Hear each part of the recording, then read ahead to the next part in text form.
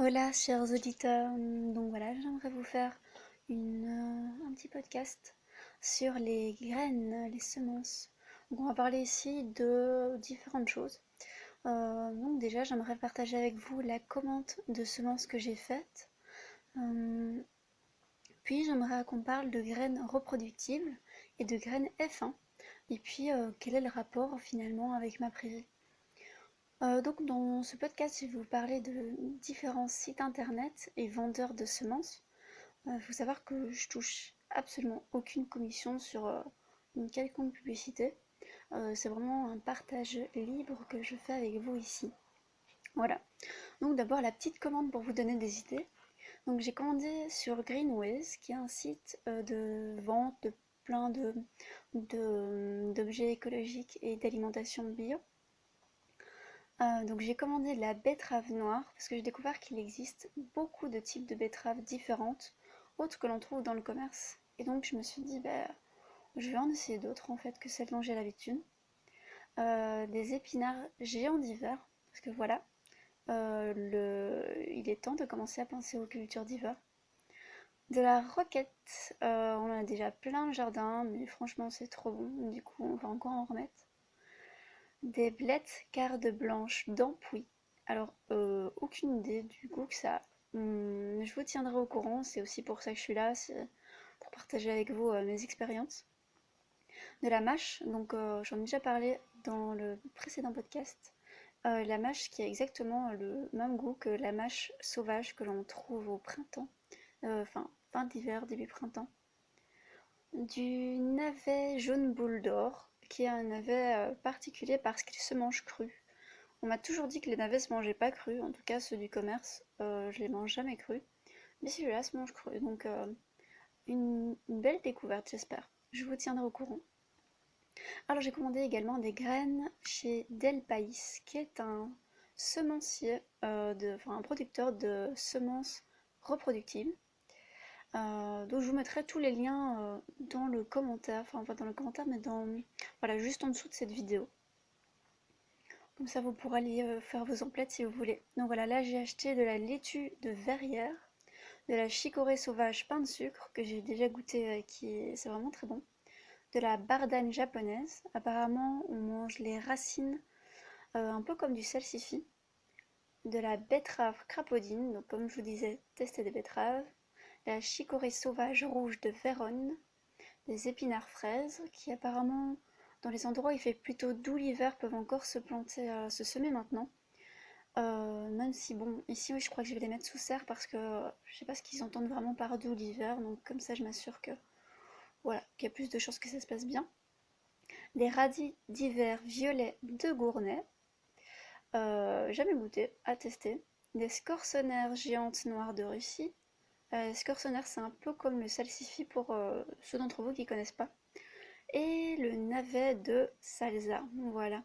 Donc c'est pas mal de choses que je connais pas encore, donc je suis vraiment impatiente de les recevoir et de les semer. Donc comme je vous disais, Del País et d'ailleurs aussi un peu sur Greenways, ils vendent des graines reproductibles.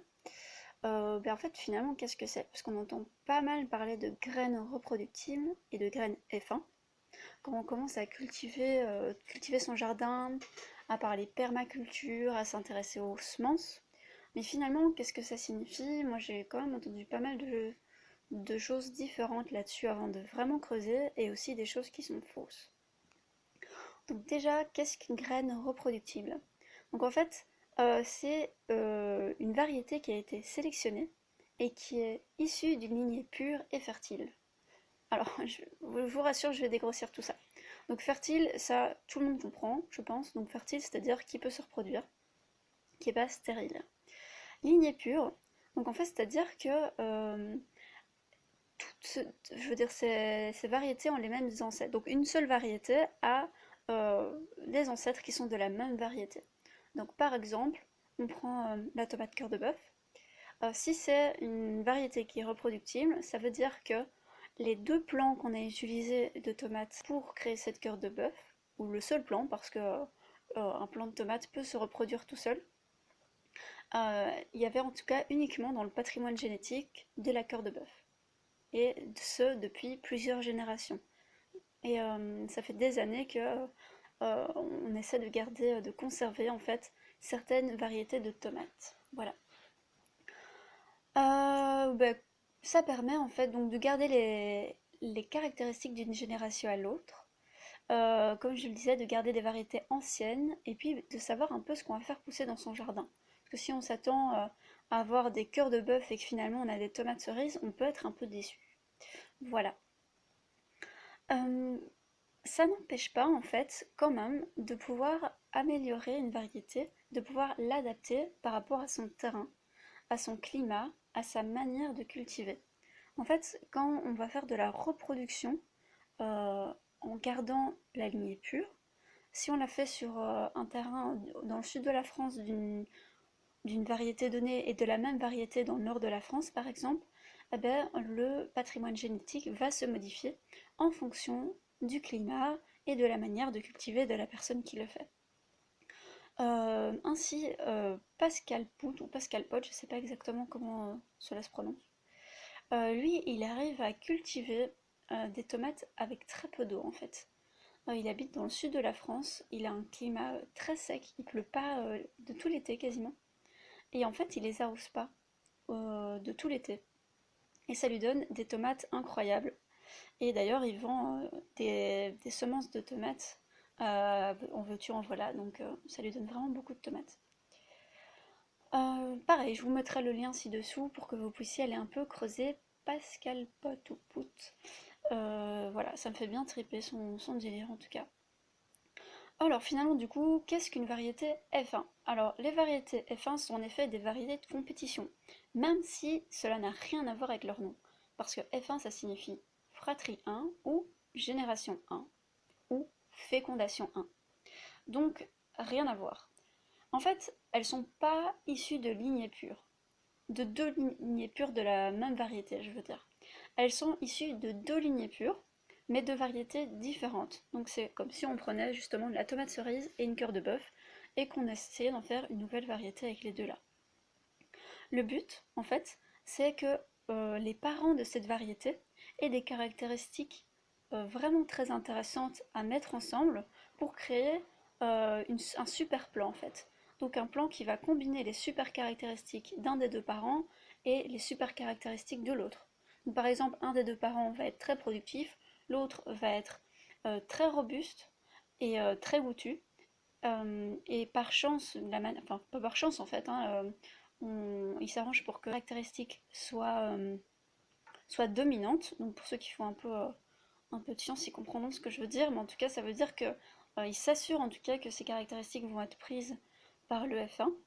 Et voilà, donc comme ça il s'assure d'avoir vraiment une plante très robuste, productive, goûtue, enfin qui a vraiment plein d'avantages. Alors, ben voilà, justement, c'est leur avantage principal, c'est que quand on achète sa plante F1 dans le commerce, souvent on a des récoltes incroyables, et d'ailleurs on se dit que notre voisin qui n'a pas acheté sa plante dans le commerce et qui a fait ses petites graines tranquillos dans son coin, ben, potentiellement, si c'est sa première année, ben, il galère un peu et il n'a pas grand-chose. Voilà, le problème en fait, c'est que il est impossible de les reproduire telles quelles, vu que ce ne sont pas des lignées pures. Donc je vais l'expliquer juste après.